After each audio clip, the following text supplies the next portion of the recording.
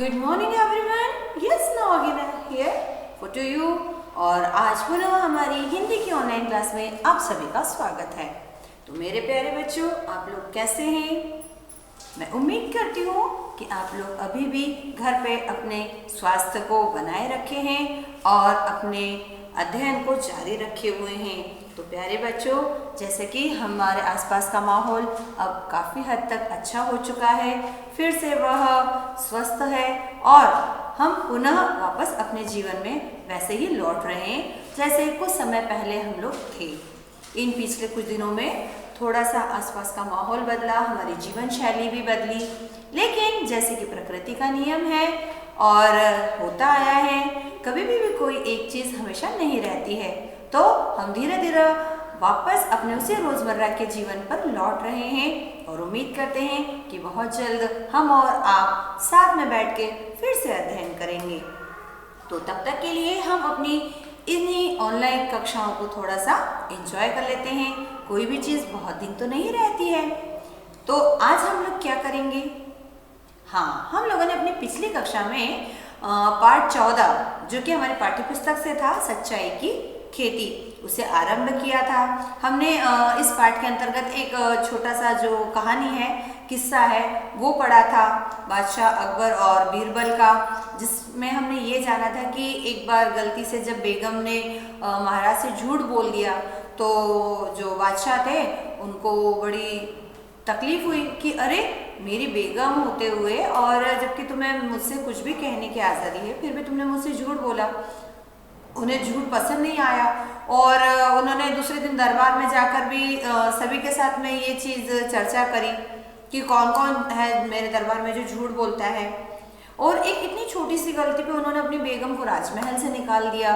फिर दरबारियों से पूछा तो सबने भी डर की वजह से, जैसे कि बेगम ने पहले दिन झूठ बोला था, उस दिन सब दरबारियों ने भी झूठ बोल दिया कि हाँ, हम तो सच बोलते हैं। लेकिन बीरबल, उसने सच बोला कि मैं कभी कभी झूठ बोल देता हूँ। तो उसको भी क्या हुआ था, आगरा से निकल जाने का आदेश मिल गया था। और जब बेगम और बीरबल दोनों मिले तो उन्होंने यही कहा ना कि होता है सबके साथ में, कभी कभी हमारे से ऐसी गलती हो जाती है। कोई बुराई हमारे अंदर हमेशा नहीं होती, लेकिन हमसे वो बुरा काम हो जाता है। तो क्या उसके लिए हमको एकदम से इतनी बड़ी सज़ा मिलनी चाहिए?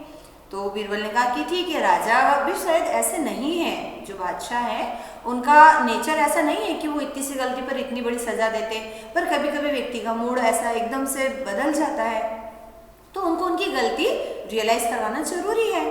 तो बीरबल ने एक छोटी सी ट्रिक अपनाई। उसने सोने के दाने बनवाए, किसके? जैसे गेहूं के दाने होते हैं। राजा के पास गया और उन्होंने कहा कि मुझे मेरी ज़मीन में और राज्य की खुशहाली के लिए ये सोने के गेहूं के दाने बोना है। तो राजा ने कहा कि बड़ी अच्छी बात है, विश्वास भी कर लिया। और जब उन्होंने कहा कि ये दाने से वो बो सकता है जिसने ज़िंदगी में कभी झूठ ना बोला हो, तो जब एक एक करके सबको पूछा गया तो सबने फिर उस दिन सच बोला कि हम लोगों ने तो बोला है। जब लास्ट में बात स्वयं बादशाह पर आई तो बादशाह ने भी क्या कबूल किया कि हाँ, मैंने जानबूझ के नहीं बोला, लेकिन बचपन में कभी कभी छोटे झूठ बोले हैं। तब उनको खुद अपनी बात से ये महसूस हुआ कि अगर मैंने कभी न कभी झूठ बोला है, तो अगर दूसरों ने थोड़ा बहुत कभी गलती से झूठ बोल दिया किसी वजह से, डर से, तो उनको इतनी सज़ा नहीं मिलनी चाहिए। तब उन्होंने बेगम को और बीरबल को वापस अपने महल में और अपने दरबार में बुला लिया। तो हमने इस कहानी से ये सीखा था कि पहली बात तो झूठ बोलना ही नहीं चाहिए, लेकिन अगर कभी किसी की भलाई के लिए, किसी की अच्छाई के लिए कुछ झूठ बोलना पड़े तो वो भी सच के बराबर होते हैं। फिर हमने इस पाठ के आधार पर अपने पुस्तक के अभ्यास प्रश्न हल किए थे बेटा। आज हम और थोड़ा आगे बढ़ते हैं और अपनी आज की हिंदी की कक्षा में हम पाठ 14 के प्रश्न उत्तर लेखन का कार्य आरंभ करेंगे और आप और हम ये काम साथ में करेंगे। ठीक है? तो सभी बच्चे अपनी पुस्तक, अपनी नोटबुक और अपनी पेन पेंसिल निकाल लीजिए। चलिए, जैसा कि हर बार हम लोग क्या करते हैं, सबसे पहले श्रुत लेखन का कार्य करते हैं। श्रुत लेखन के लिए देखिए हमारे पास कुछ शब्द हैं बेटा। सबसे पहले यहाँ पर शीर्षक डाल दीजिए, श्रुत लेख। सुनकर लिखना है ना, हम यहाँ से बोल रहे हैं, आप वहां से लिख लीजिए। ऐसा मुमकिन नहीं हो पाता है तो अभी आप एक बार हमारे साथ लिख लीजिए, 2 बार आप स्वयं लिख लीजिएगा। लेकिन वो जो 2 बार आप लिखेंगे ना, उसमें क्या करना है, उसमें हमको बेईमानी नहीं करना है। उसमें आपको ईमानदारी से अपने मन से आप ही उस शब्द को बोलेंगे और आप ही उसको लिखेंगे भी बेटा। इस तरह से 2 रेखाएं डाल लीजिए, क्योंकि हमें 2 बार दोहराना है शब्द को। पहला शब्द है बेटा कक्ष, ठीक है। दूसरा शब्द है चहल कदमी। वो जो आप घर में धीरे धीरे चलते फिरते रहते हैं ना, उसको कहते हैं चहल कदमी। फिर एक और शब्द है हमारे पास यात्री। यात्री, यात्रा करने वाला। ओके। अगला शब्द है विश्वास पात्र। विश्वास पात्र, जिसके ऊपर हम विश्वास कर सकें, है ना। फिर एक और शब्द हमारे पाठ में आया है जौहरी। जौहरी, यही शब्द है, ठीक। अगला एक और शब्द है उल्लंघन। उल्लंघन,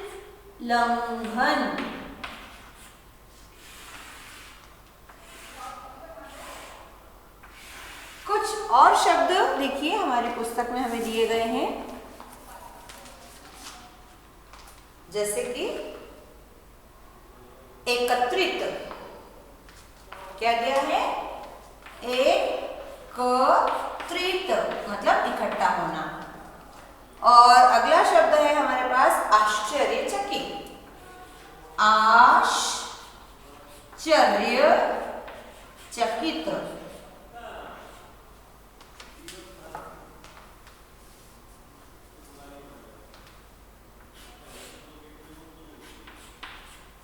थोड़ा सा बड़ा है लिखने में, तो उसे अतिरिक्त जगह लग रही है, तो आप भी इस तरह से लिख सकते हैं।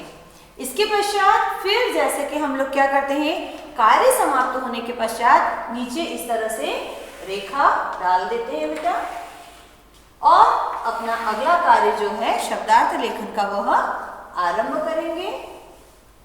तो शब्दार्थ लेखन हमारे पास बहुत कम शब्द है। पुनः यहाँ पर आप एक शीर्षक डालिए, शब्दार्थ लेखन।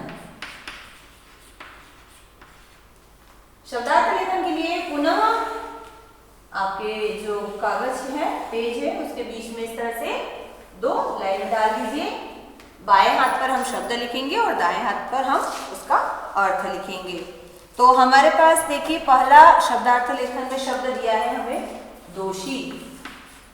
जिसमें दोष होता है उसे दोषी कहते हैं, या और अच्छे से समझाएं तो गलती करने वाला। करने वाला। अगला शब्द शब्दार्थ के में है बेगम। जिस तरह हिंदी में हम रानी कहते हैं राजा की पत्नी को, उसी तरह उर्दू में क्या होता है, बेगम होती है। फिर एक और शब्द है जुर्रत। तुमने झूठ बोलने की जुर्रत कैसे की। डबल र है, ऊपर रेफ के रूप में है और नीचे वर्ण के रूप में। जुर्रत का मतलब होता है हिम्मत। तत्पश्चात एक और शब्द है चारा। ये चारा खाने वाला चारा नहीं, वो जो गाय बकरी खाती है वो चारा नहीं। चारा मतलब उपाय, अंतिम जो सॉल्यूशन होता है।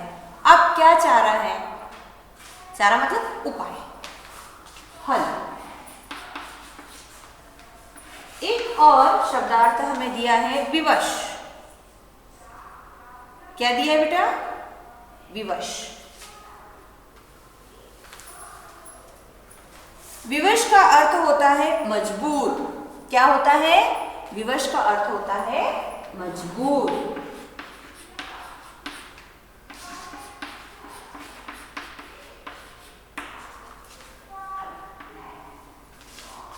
इसके पश्चात जैसे कि ये पुस्तक है बेटा जो हमने लिख लिए हैं, और भी यदि कोई शब्द आपको कठिन लगता है तो आप हमें बता सकते हैं कि मैम हमें ये वाला शब्द जो है नहीं समझ में आ रहा है। जैसे हमने एक आपको समझाया था पूर्णमासी।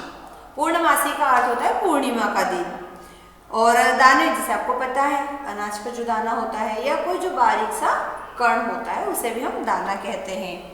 तो आप जल्दी से इस कार्य को कर लीजिए, फिर अपना प्रश्न उत्तर लेखन आरंभ कर रहे हैं।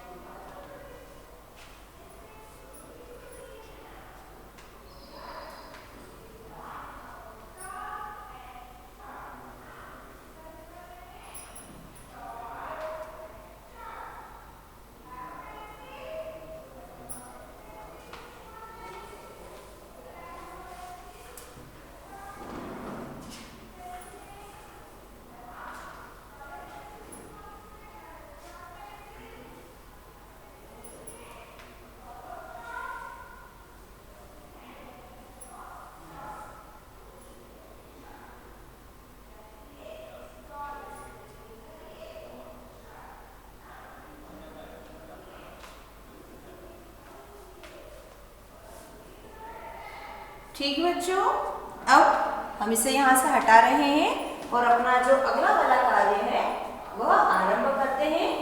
तो अगला कार्य क्या है बेटा हमारा, सभी को पता है ना? तो उसके लिए भी हम सबसे पहले ऊपर शीर्षक डालेंगे।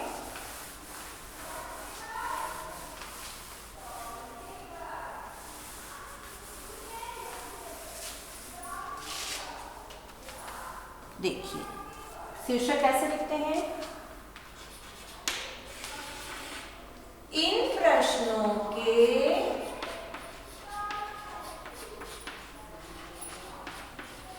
उत्तर लिखिए या दीजिए। जैसा भी हमारे पुस्तक में दिया है हम वैसे कर सकते हैं। लिखिए।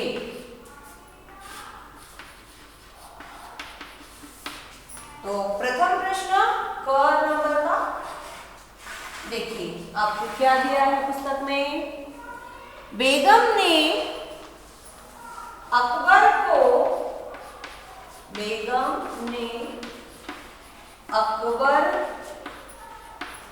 को सच कब और किस प्रकार बताया।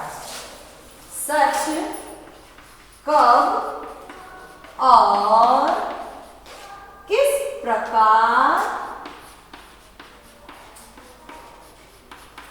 बताया।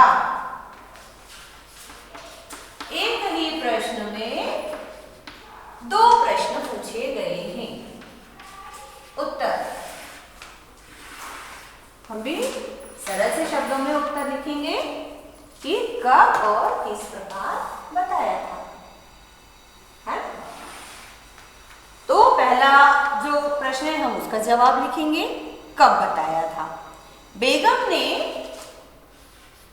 उसी दिन बता दिया था क्या? नहीं, ने अकबर को अगले दिन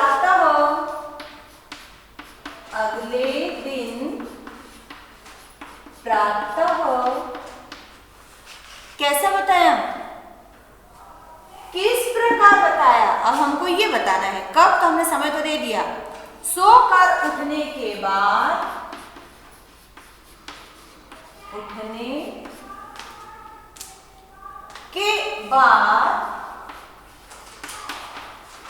प्रसन्न चित्त, हैप्पी मूड देखा था उनका, चित्त देखकर सच बताया। कुछ गलत है क्या बेटा? आपको ऐसा लगता है? यही हुआ था।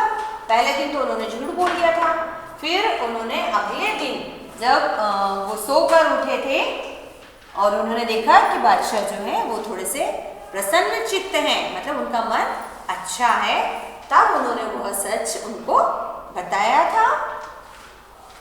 प्रश्न नंबर ख, हमारा है बेगम को क्या दंड मिला सच बताने के बाद में भी। इसमें भी दो प्रश्न बेटा। बेगम को क्या दंड मिला और क्यों। पुनः दो प्रश्न। अब हम फिर से उत्तर को दो हिस्सों में बांट लेते हैं और पहले आधे प्रश्न का उत्तर लिखेंगे, फिर आधे प्रश्न का उत्तर लिखेंगे हम। ठीक है, तो बेगम को क्या दंड मिला था, कोई बताइए हमें। हाँ, बेगम को तुरंत राजमहल छोड़कर जाने का दंड मिला था। बेगम को तुरंत राजमहल छोड़कर जाने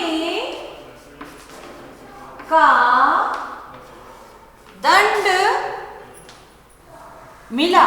क्यों? अब उनका जुर्म भी लिखना पड़ेगा, क्योंकि उन्होंने गुलदस्ता तोड़ा था इसलिए नहीं। उन्होंने क्या किया था, उन्होंने बादशाह से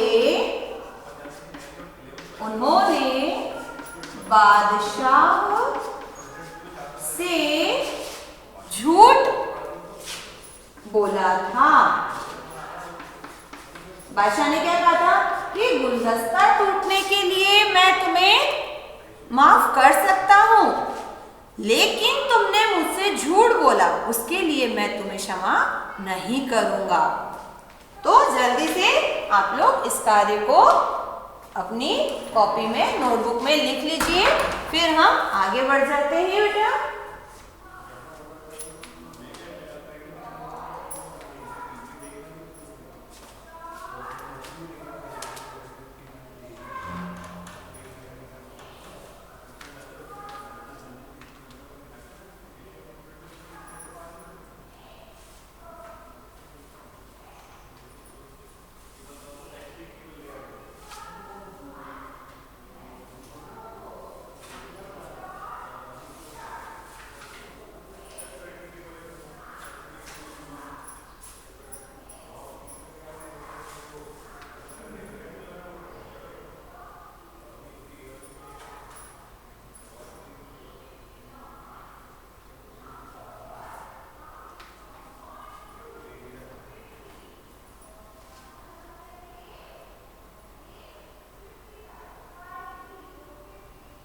चलिए अब हम आगे बढ़ते हैं और अपना अगला प्रश्न लिखते हैं।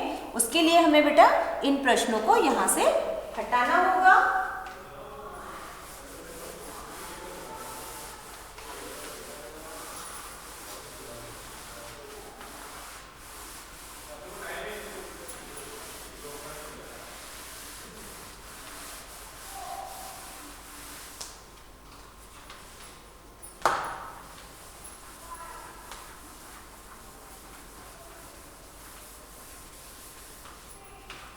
अगला प्रश्न देखिए बेटा हमारा क्या है।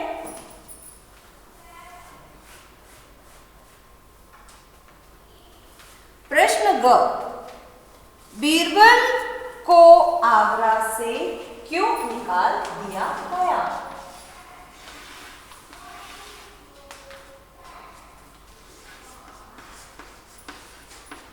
बीरबल को आगरा से क्यों निकाल दिया गया। प्रश्नवाचक चिन्ह लगा दीजिए। अब चूंकि हमें उसका उत्तर लिखना है तो उत्तर हम क्या लिखेंगे, बीरबल ने क्या गलती की थी आप बता सकते हैं। हाँ, उन्होंने सच कह दिया था झूठ की जगह। तो आपके पास इस तरह से पेज में रेखा डली हुई है बेटा।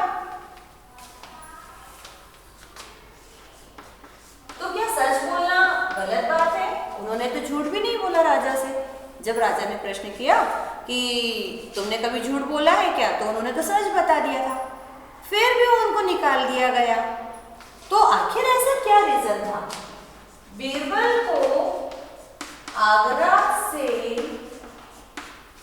इसलिए निकाल दिया गया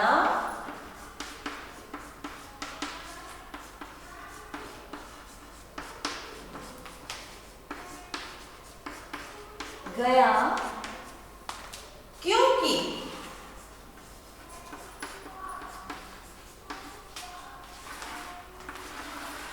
बादशाह नहीं चाहते थे। बीरबल ने तो कहा कि मैं कभी कभी झूठ बोला है, तो उन्होंने अपना सच तुरंत कबूल किया था, लेकिन उस समय तो उन्होंने राजा से कोई झूठ नहीं बोला था, बादशाह से कोई झूठ नहीं बोला था। फिर भी यहाँ पर किसकी जिद थी? बादशाह की, कि मेरे दरबार में कोई झूठा मंत्री नहीं रहना चाहिए। जबकि उस समय और उनके सामने कभी भी बीरबल ने झूठ कहा ही नहीं था, लेकिन चूंकि बाकी सारे दरबारियों ने झूठ बोल दिया कि हाँ हम तो सच बोलते हैं, तो वो सही हो गए और बीरबल सच बोलकर भी क्या हो गया बेटा, दोषी बन गया था। और जबकि उसको महल में और दरबार में रखा जा सकता था, लेकिन राजा ने अपनी जिद की वजह से, अपने झूठे मन की वजह से क्या किया, नहीं चाहते थे कि उनके वहां पर वो रहे। उन्होंने उनके पिछले रिकॉर्ड को नहीं देखा और उनके सच को देख लिया। तो यहाँ पर रीजन ये नहीं है कि बीरबल कभी झूठ बोलते थे, रीजन ये है कि राजा जो है, बादशाह जो है, वो नहीं चाहते थे और इसलिए उन्होंने उसको वहां से निकाल दिया। तो हम अपना उत्तर पूरा करते हैं, क्योंकि बादशाह नहीं चाहते थे कि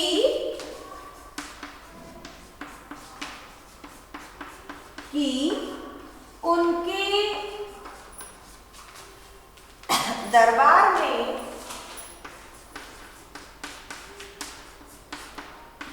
कोई झूठा मंत्री रहे।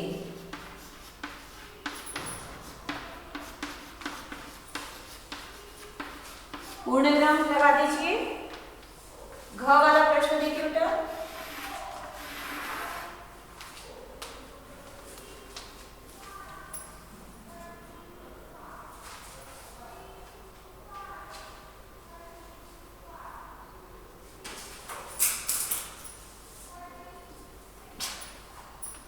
सॉरी बच्चों। अगला प्रश्न है, बीरबल जौहरी के पास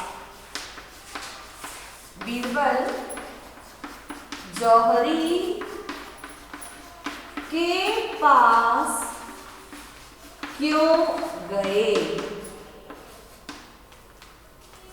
कोई बता सकता है बच्चा हमें कि आखिर बीरबल जौहरी के पास क्यों गए थे? बताइए बताइए। हाँ, पता तो है बहुत सारे बच्चों को मेरे, लेकिन चूंकि वहां से आपकी आवाज हम तक नहीं आ रही, तो ठीक है, हमने सुन लिया है और हम आपका उत्तर लिख रहे हैं। बीरबल जौहरी के पास सोने के गेहूं के दाने बनवाने गए थे, ऐसा लिखो। नहीं, जौहरी के पास गेहूं के दाने जैसे, देखिए आपकी पुस्तक में भी उन्होंने लिखा है कि गेहूं के दाने जैसे सोने के दाने जैसे सोने के दाने बनवाने गए थे। वैसे आपको बता दें, सोने के दाने मार्केट में मिलते हैं। आपने कभी देखा होगा मम्मी की माला में छोटे छोटे दाने होते हैं, सोने के दाने डले होते हैं। लेकिन यहाँ पर डिफरेंस क्या था? सोने के दाने तो बनवाए थे, लेकिन कैसे? गेहूं के दाने जैसे। तो हल्का सा अंतर तो है हमारे उत्तर में। चलिए तो आप जल्दी से इस कार्य को लिख लीजिए।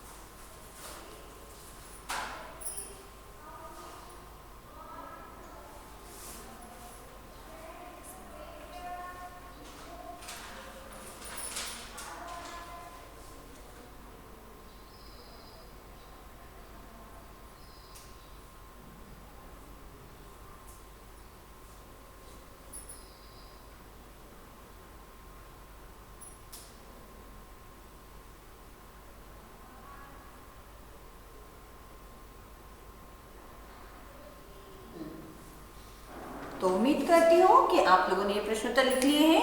अब हमारा अंतिम प्रश्न जो है बेटा, उसे हम यहाँ पर लिख देते हैं। प्रश्न नंबर अंग।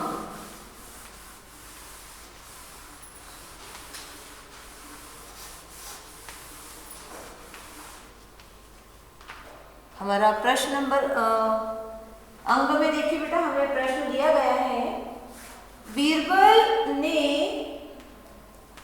समस्या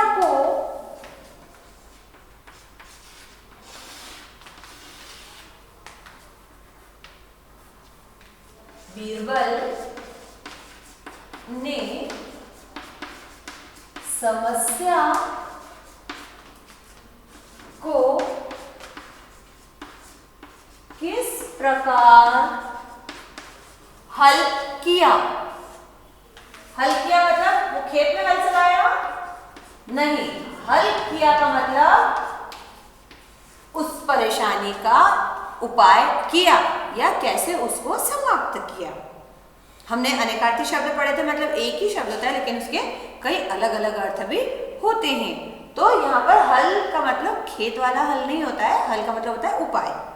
चलिए तो इसका उत्तर हम लिख लेते हैं। हमारे साथ आपको उत्तर को लिखने के लिए चलना होगा। कैसे चलेंगे मैम? हम तो वहीं बैठे हैं, हम वहीं बैठे हैं, हमारा हाथ आगे की तरफ चल रहा है, हमारा दिमाग आगे की तरफ चल रहा है, यानी कहीं ना कहीं हल्का सा मूवमेंट तो हो रहा है। अब इसका उत्तर हम क्या लिख सकते हैं, कोई बताएंगे? बीरबल ने समस्या का हल कैसे किया? सोने के गेहूं के दाने बनवाए, उनको राजा से सबको बोने के लिए कहा, और फिर जब कोई नहीं बो पाया और राजा ने स्वयं ये एक्सेप्ट किया कि हाँ मैंने भी झूठ बोला है, ये सारा प्रोसेस करके क्या उन्होंने समस्या का हल निकाला था? हाँ, उन्होंने ये सारा कार्य किया था, लेकिन उसको उन्होंने कैसे किया था वो हम लिख देते हैं। बीरबल ने, क्योंकि हो सकता है इसके अलावा भी वो कोई दूसरा उपाय कर सकते थे, गेहूं के दाने ना लेकर कुछ और भी तरीका यूज कर सकते थे, लेकिन उसके लिए सबसे इंपॉर्टेंट क्या होता है? बुद्धि। ने समस्या को क्या किया? अपनी बुद्धि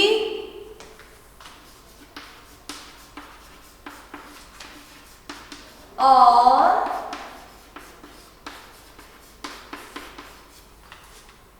विवेक द्वारा, विवेक मतलब शांति रखकर सही समय पर सही कार्य करना, द्वारा सही उपाय करके हल किया।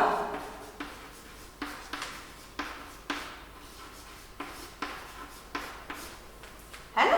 क्योंकि उन्होंने अपना माइंड दौड़ाया कि आखिर ऐसा कौन सा टेक्निक या ऐसा कौन सा मैं तरीका ढूंढूं, और फिर विवेक द्वारा सही उपाय किया।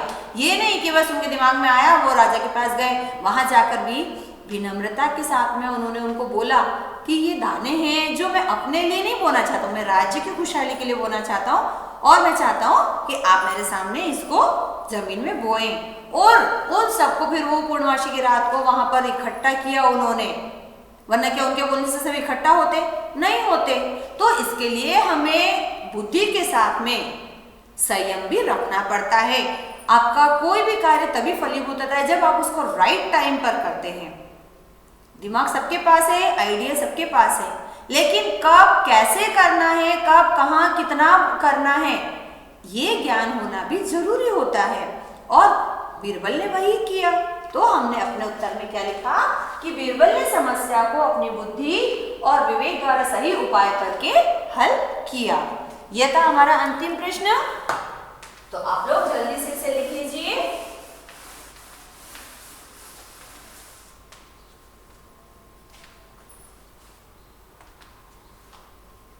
और प्रश्न के अंत में जैसा कि हम लोग क्या करते हैं, इस तरह से रेखा डाल दिया कीजिए।